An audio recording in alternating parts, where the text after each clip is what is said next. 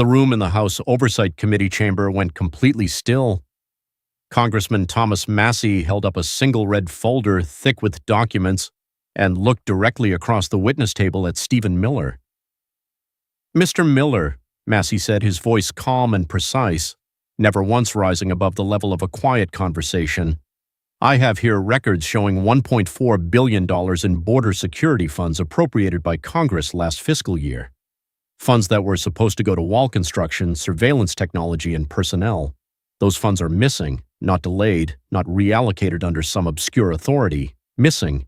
Can you tell this committee exactly where that money is right now?" Miller shifted slightly in his chair but said nothing. His hand stayed flat on the table in front of him.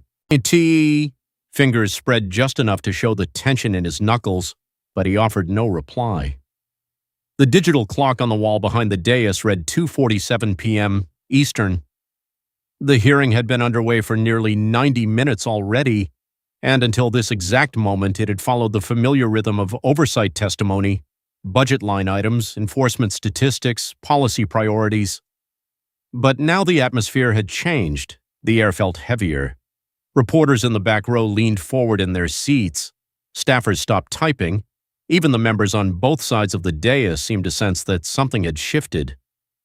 Massie did not raise his voice. He simply opened the folder and continued, turning the first page so that the witness table could see the highlighted sections. "These are not rumors. These are GAO audit summaries, Treasury transaction logs, and DHS obligation reports dated through March of this year. Let me walk you through the numbers step by step, line by line, so there is no ambiguity. The problem, as Massie laid it out, had begun with a very specific congressional appropriation. In the fiscal year 2025 Border Security Supplemental, passed by both chambers and signed into law on September 30th of the previous year, Congress had allocated exactly $1.4 billion, $1.4 billion, for physical barriers and associated technology along the southern border. The statutory language was unambiguous. Section 401 of that supplemental act stated in plain terms that the funds were to be used exclusively for construction of primary pedestrian fencing, secondary barriers, and integrated surveillance systems in high-priority sectors, as identified by the Secretary of Homeland Security, with full obligation required within 18 months and quarterly reporting to Congress on project milestones, expenditures, and physical completion percentages. There was no wiggle room for contingency accounts, no allowance for offshore intermediaries, no provision for reallocation without prior written notification to the appropriations committees. Yet when the Government Accountability Office completed its mandatory review in April, the numbers did not add up. Only $412 million had been spent on actual verifiable construction. That left $988 million, nearly $1 billion, unaccounted for in the active ledger. It had not been returned to the Treasury. It had not been redirected to another authorized border program. It had simply vanished from the line of sight of congressional oversight. Massie laid the first document on the table facing Miller, sliding it forward so the printed columns were visible. "This is page 17 of the GAO report, Mr. Miller. It shows a $187 million transfer to an account labeled DHS Operational Contingency Reserve. That account has no public description in any budget justification submitted to Congress. It has no line item authorization in the Supplemental Act. There was no notification to the House or Senate Appropriations Committees as required by the Impoundment Control Act. Where did that $187 million go from there?"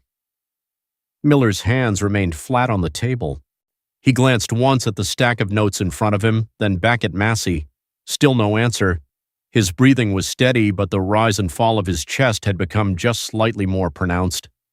Massie moved to the next page without pause. From that contingency account, Treasury records show $234 million routed through an intermediary clearinghouse to a financial entity registered in the Cayman Islands.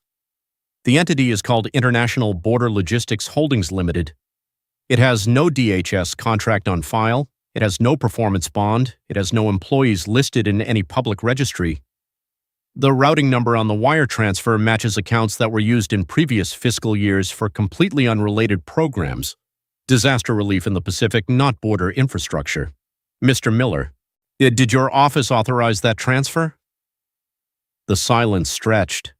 Miller's jaw tightened visibly, the muscles along the side of his face flexing once, then holding. He looked down at the table, then up again, but the words did not come.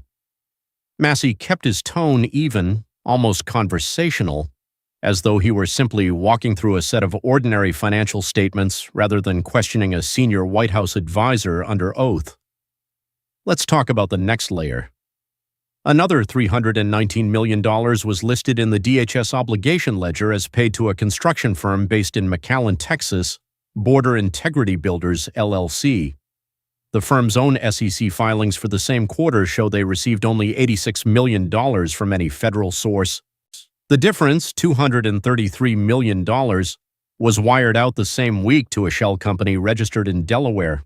That Delaware company lists its address as a UPS store in Wilmington. It has no employees, no equipment inventory, no construction permits filed anywhere along the border. Its only listed officer is a corporate services provider that handles thousands of similar entities. You see the pattern yet, Mr. Miller? Miller swallowed once. His eyes flicked to the folder, then to the chairman at the head of the dais, then back to the table in front of him.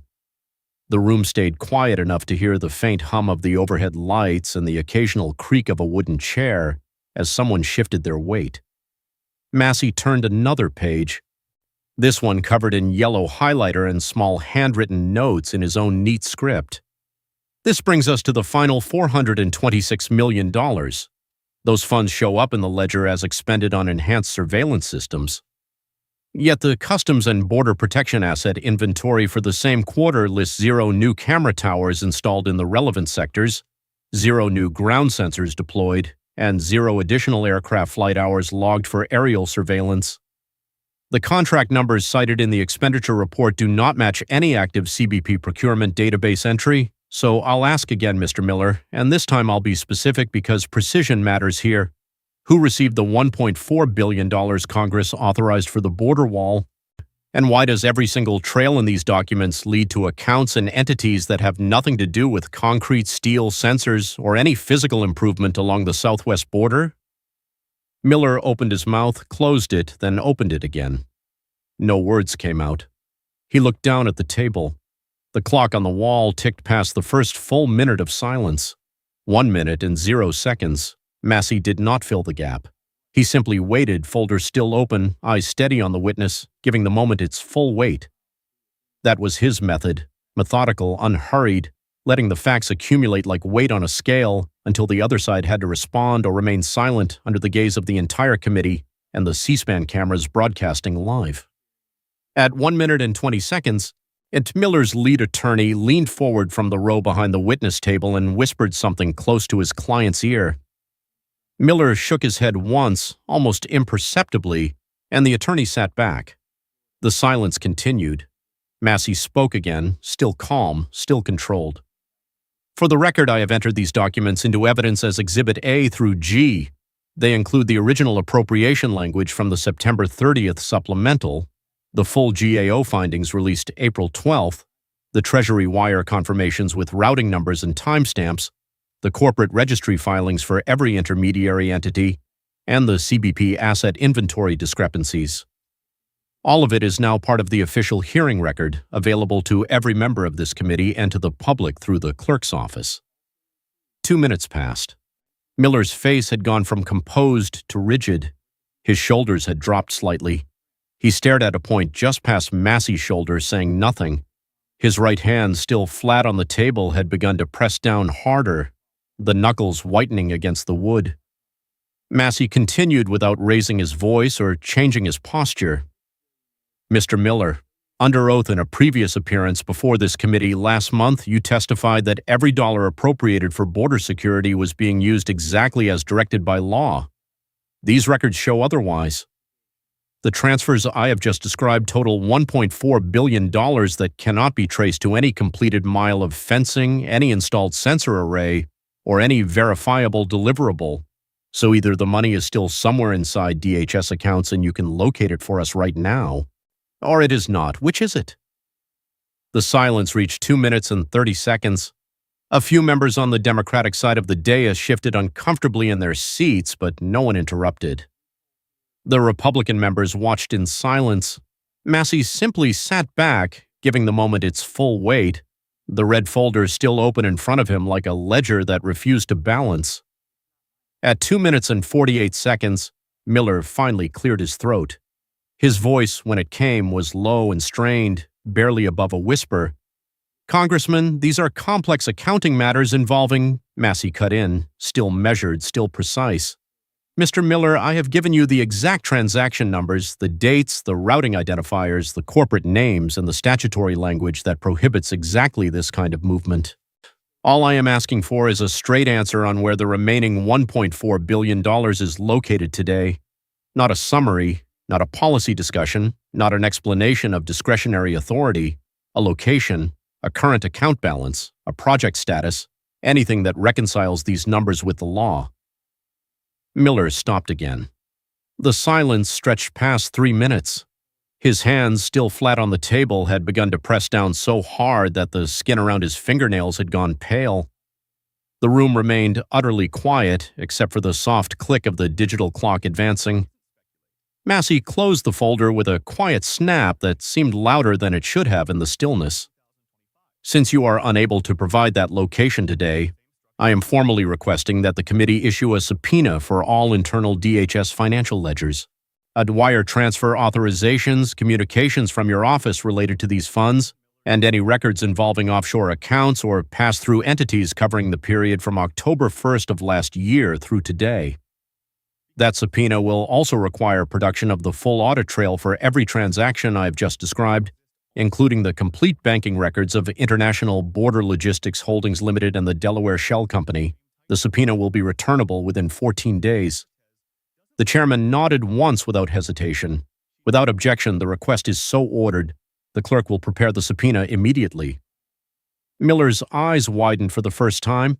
He looked at his attorney, who was already scribbling notes furiously on a legal pad. The color had drained noticeably from Miller's face, leaving his skin almost gray under the bright hearing room lights. He sat perfectly still, as if the full weight of the moment had finally settled on him. Massie leaned forward one last time, his voice still calm but carrying the finality of someone who had followed every lead to its logical end. "Mr. Miller, this committee will get the answers. The public will get the answers. $1.4 billion does not simply disappear from the federal ledger on this scale, not without someone signing off on every transfer, not without documentation that Congress is entitled to see. The subpoena will provide that documentation." The gavel came down at the chairman's desk, a sharp crack that broke the long silence like a starter's pistol. The hearing moved formally to the next item on the agenda, but the damage was already done. Miller remained seated, silent, as staffers around him began gathering papers and laptops. Reporters in the back row were already standing, phones in hand, rushing toward the exits to file their first dispatches. The C-SPAN feed continued to roll, capturing every remaining second of the tableau. That $1.4 billion mystery had just gotten deeper in real time, in front of the entire country. Stephen Miller had gone silent under methodical, fact-based pressure, and the committee had responded with the full force of its subpoena power. The documents were now part of the permanent record. The questions were now on the clock.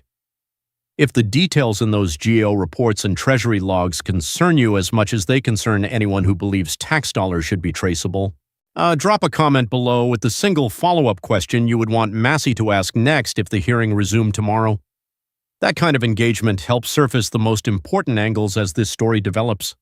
And if you want every update as the subpoena is served, as the ledgers come in, and as the money trail is followed wherever it leads, whether it ends in a legitimate account or somewhere far outside congressional view, hit the like button right now and subscribe so you don't miss a single development.